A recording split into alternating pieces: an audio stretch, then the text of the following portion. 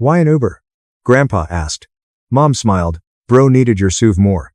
He called the cops for grand theft and changed his $1 million will at the table. The Uber driver's tires crunched on gravel at precisely 7:15 p.m. On a Friday in November, the sound seemed like a statement I wasn't prepared to make. I looked through the window at Grandpa Xavier's house. White columns, clipped hedges, and warm golden light streaming through every window like a welcome card. The kind of residence where family dinners were held every Friday. Until lately, I had always felt welcome in this house. I paid the driver, tipped him using the app, and headed up the stone pathway, carrying a bottle of wine I'd purchased expressly because Mom remarked last week that Grandpa was running out on his favorite Malbec. I was always making tiny gestures to alleviate the sense that I was always getting in the way. My entire life, I'd been the easy child, the one who didn't make a fuss, who understood, and whose needs were adaptable, negotiable, and postponable. When we were youngsters, Asher had first pick of everything. Mom said he got car sick in the rear seat, so he sat in the front seat, even though he never did. He preferred the larger bedroom because he was older and need more space. The better Christmas presents since he was more social and required nice items to preserve his image among peers. When I was 16, I saved up for a used game console. Mom borrowed it for Asher's birthday party since his buddies were eager to play. And you won't be utilizing it that weekend anyway. It never returned. She had given it to him. When I asked about it 3 weeks later, she appeared perplexed. You said he could have it, she persisted. I hadn't, but arguing made me the difficult one. When Asher graduated from college, the family planned a large party at a country club, booked a venue, invited 100 guests, and provided an open bar, live music, and other amenities. When I finished with honors in 3 years rather than 4, 7 of us went to Applebee's for supper. Mom explained that Asher overcome more challenges, and his achievement was more significant because he battled more in school. The pattern has always been present. I just didn't want to view it clearly until the car. The front door was unlocked. It was always for family meals. I came in, and the fragrance of roasted chicken enveloped me, making my stomach grumble. I had skipped lunch to work on a website makeover for a client. The dining room was already filled. My mother, Kennedy, sat closest to the kitchen. Her auburn hair was tied back in the stiff bun she preferred. My stepfather, Wyatt, sat next to her, looking through his phone like he often did until the dinner arrived. My older brother, Asher, stood across from them, dressed casually and confidently in a button-down shirt that probably cost more than my rent. And at the head of the table, Grandpa Xavier Crane, 74, sat like a beneficent king, surveying his dominion. His white hair was carefully brushed back, and his blue eyes were sharp for his age. There's my boy, Grandpa said as he saw me, his face lighting up. I smiled. Hey, Grandpa, brought you some wine. You didn't have to do that, he said. But he was already reaching for it, inspecting the label with satisfaction. Then he looked beyond me to the front door and the empty driveway where my car should have been parked. His brow wrinkled. Mateo, he inquired, his tone becoming confused. Why did you arrive in an Uber? What happened to the SUV we bought you for your 25th birthday? The room became silent, as if someone had sucked all the oxygen out. Heat crept up my neck. My stomach sank. I opened my mouth and nothing came out. Before I could say anything, my mother broke the stillness. Calm, practiced, and agreeable. Oh, Dad, Kennedy replied carelessly, waving her hand dismissively. Asher needed it more. The words landed like stones. Grandpa's expression did not shift instantly. He just sat there, absorbing. Asher did not appear astonished or uncomfortable. He merely sipped his wine, eyes down, as if everything was usual. I stared at my mother. You what? Kennedy maintained the same pleasant face. Asher's automobile died last week. Complete transmission failure. He has critical client meetings. Real career obligations. You work from home creating websites. You do not need an unused SUV in your parking lot. Grandpa's jaw relaxed. Wyatt's eyes flashed between us, like if he were watching a tennis match. My cousin Piper, who I hadn't spotted sitting at the far end, had stopped chewing in the middle of the bite. That SUV is the 2025 Toyota Highlander in gunmetal gray. On my 25th birthday 9 months ago, Grandpa handed me the keys and told me he wanted me to be secure and independent. It was the first gift that felt completely mine, not a family gift with strings attached. Mine. And Mom had just reassigned it. I never agreed to that. I muttered. Kennedy's smile tightened slightly, as if I was being difficult. Mateo, this is family. We share. That is what families do. Asher needs it more urgently than you do. It's not personal. Grandpa's hands, which had been lying on the white tablecloth, went very still. His eyes kept on my mother, and something in his expression shifted. Like a door closing or a choice being taken in real time. He pushed his chair back. The scrape of wood on hardwood was loud in the silence, and with the entire room holding its breath, Grandpa Xavier stood up slowly and said, "Kennedy, bring me the keys to Mateo's SUV. Right now." My mother's face held its pleasant shape for too long, as if she thought this was a joke she hadn't figured out. Then she understood Grandpa wasn't joking. His expression was carved from granite. "Dad," she murmured, lowering her voice to the tone she used when she tried to appear sensible. "It is already handled. Asher has the automobile." "It's fine," Grandpa said without raising his voice, which was scarier. My stomach turned when I heard my name used as a bargaining chip, as if my needs were negotiable. I'm not the one who took something that wasn't hers without asking. Asher's cheeks flushed red. "Grandpa, it's temporary. I needed it. Mateo doesn't even drive every day. He works from home. It makes more sense for me to have it until my car is fixed." "So, you do have it?" Grandpa asked flatly. "At my apartment," Asher admitted. "I drove it to work today." Kennedy stood up, her chair scraping. "Dad, be reasonable. Asher has clients and important meetings. You want your grandson to lose his job because he doesn't have reliable transportation?" Grandpa's gaze sharpened. "Then you find a solution that doesn't involve stealing from your other son." He turned to Wyatt. "Did you know about this?" Wyatt cleared his throat, looking uneasy for the first time. Kennedy said it was fine. She talked to Mateo about it. Mateo wouldn't mind sharing because he doesn't use the car often.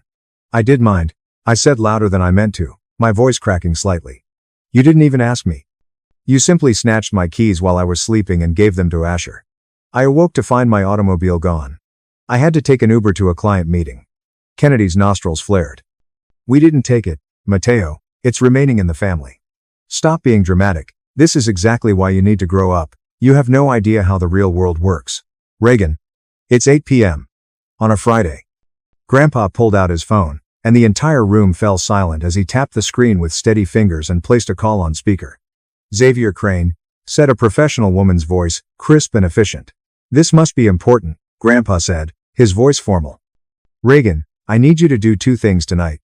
First, report my 2025 Toyota Highlander gray license plate 7XRT449 as unauthorized use, as the vehicle was taken without the intended recipient's permission.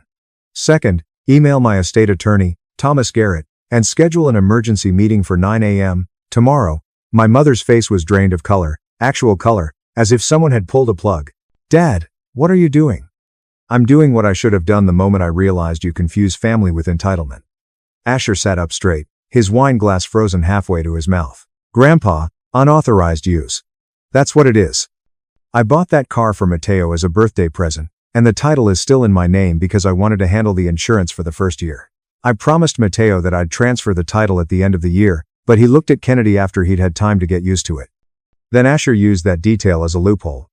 You took his keys, handed them to Asher, and expected me to smile because you wrapped it in words like needed and sharing." Kennedy's mouth opened and closed, no sound came out, and Wyatt looked like he'd been punched. Reagan's voice crackled through the phone speaker. "Mr. Crane, do you want me to contact the local police department about the unauthorized use?" Grandpa didn't hesitate. "Yes. You're calling the police on your own daughter?" Kennedy's voice rose to a shriek. "On your grandson?" Grandpa leaned forward, both hands flat on the table. "No, Kennedy, I'm calling them on thieves. Family or not, theft is theft." Asher's eyes widened, Piper dropped her fork, and Wyatt's face turned red.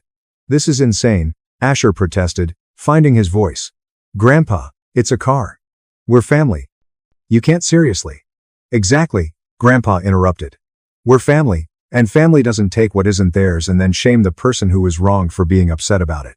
Kennedy stood up, her chair screeching backwards. "Dad, stop this right now. Think about what you're doing. Mateo will be embarrassed. This will cause problems." I almost laughed. I would be embarrassed. I'd been taking Ubers for a week, watching my bank account drain, trying to figure out how to ask for my car back without causing drama, and she was worried about me being embarrassed now. Grandpa pointed to the foyer. "Mateo arrived in an Uber tonight because you stripped his independence without even having the basic decency to ask him first. You didn't discuss it, you didn't negotiate, you just took, and the embarrassment belongs exactly where the behavior belongs, with the people who did the taking. Mr. Reagan's voice came through again. "Crane, I'm making the call now. Officers should arrive within 20 minutes. "Thank you, Reagan." "Wait." Kennedy's voice cracked. "Dad, please think about this. Think about the family. Thanksgiving is in 2 weeks.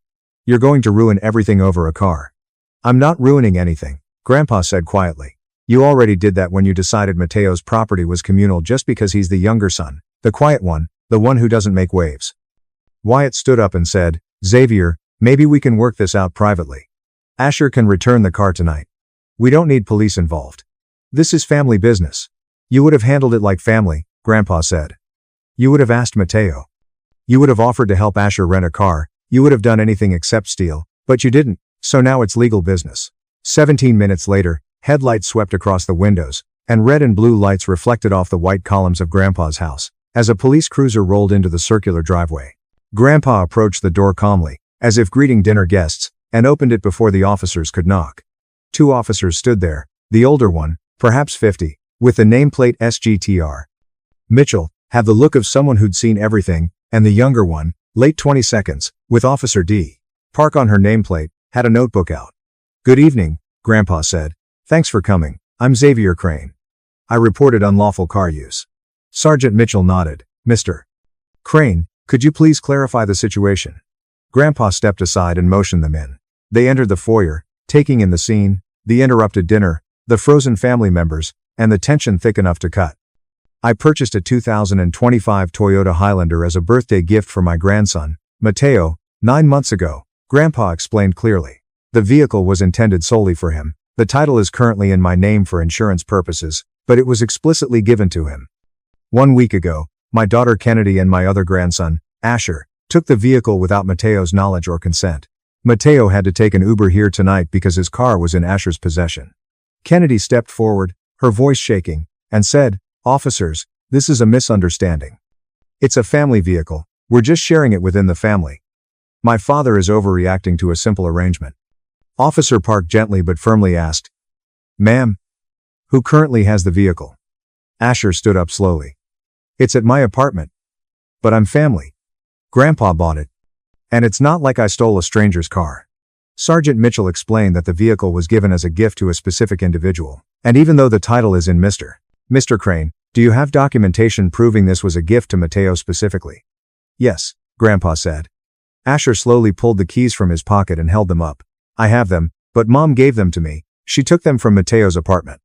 He took out his phone, tapped it a few times, and then showed them a photo from Mateo's birthday dinner 9 months ago. I'm giving him the keys. And the card in the photo reads, For your independence and safety. Love, Grandpa.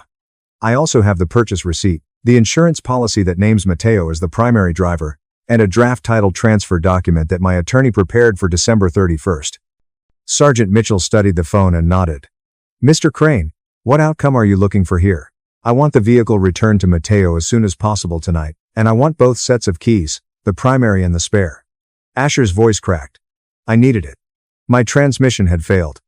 I can't afford repairs right now. Then you ask for help, Grandpa said, turning to face him. There's a difference. Officer Park looked at Asher. Sir, where is the vehicle currently located? My apartment, Riverside Complex on Morrison Street, Unit 3B. We'll need you to return it tonight, Mitchell said. Mr. Crane, do you want to press charges? The room held its breath. Grandpa looked at me. Really? Mateo? It's your car. Your decision. Everyone turned to stare at me. Kennedy's eyes were pleading. Asher looked terrified. Wyatt looked resigned. Piper was texting furiously, most likely telling the rest of the family. I thought about all the times I'd been overlooked. I don't want to press charges, I finally said. I just want my car back tonight with both keys. And I want Mom to know she can't just take my things. Kennedy's shoulders sagged with relief. Thank you, Mateo. My needs were considered negotiable, while Asher's were urgent, and I'd kept quiet to keep the peace. See, we can work this out. I'm not done, I interrupted, and the room went quiet again. I also want it clear that this doesn't happen again, not with my car, not with anything else. I'm not a kid anymore, and my things are mine. If you need something, you ask, not take. Sergeant Mitchell nodded. Okay, Mr. Asher Crane. If you do not return the vehicle to this address within the next 2 hours, we will file a report and Mr. Xavier Crane will be able to pursue charges. Asher nodded mutely. And ma'am, Officer Park said, looking at Kennedy. Taking someone's property without permission, even if it is family, can result in criminal charges in the future. Even if your intentions were good, the law doesn't discriminate based on relationship. Kennedy's face was red, humiliated, and angry, but she nodded. The officers left, and Grandpa closed the door behind them. The dining room was silent, except for the sound of cooling food and quiet breathing. Kennedy turned to me. Are you happy now? You caused your grandfather to call the police on his own family. You humiliated us over a car. I said, my voice steady despite my shaking hands. You did. Grandpa just refused to pretend it was normal. You could have just shared. I would have, I said louder, if you'd asked. If you'd told me Asher needed help. If you'd treated me like an adult with agency instead of just taking what you wanted, but you didn't ask. You took my keys while I was asleep. You handed them to Asher. When my client inquired why I needed a ride, you made me appear ridiculous. You didn't even inform me till I noticed the car was gone. Wyatt spoke up quietly. Kennedy is correct. You should have inquired. Kennedy glared on him. Don't you start. You agreed this was fine, and I agreed because you said Mateo knew about it. Wyatt shot back. You lied to me, too. Grandpa walked back to the table, but instead of returning to the head, he pulled out the chair next to me and sat down. Mateo, he said softly. I'm sorry you felt alone in this family. I should have noticed earlier. My throat was tight. You notice now that matters. He put his hand over mine. Your grandmother would be ashamed. She hated favoritism. She hated when people took advantage of the quiet ones. Asher stood up. I should go get the car. Yes. Grandpa said. You should. And Asher, tomorrow morning, you and I are going to have a conversation about what help looks like when it doesn't harm someone else. Asher left without looking at me, and Piper stood up as well. I should probably leave, this was getting intense. After she left, it was just the five of us, me, Grandpa, Kennedy, Wyatt, and a table full of cold food. I believe Grandpa said we needed to have a family meeting, a real one about patterns, about respect, about how this family operates, because what happened tonight shouldn't have been necessary. Dad. Kennedy started tomorrow, Grandpa said firmly. 2 p.m. At my house. You, Wyatt, Asher, and Mateo. We're going to talk about why you thought this was acceptable, and we're going to talk about what changes. If I don't want to come, Kennedy asked, her voice cold.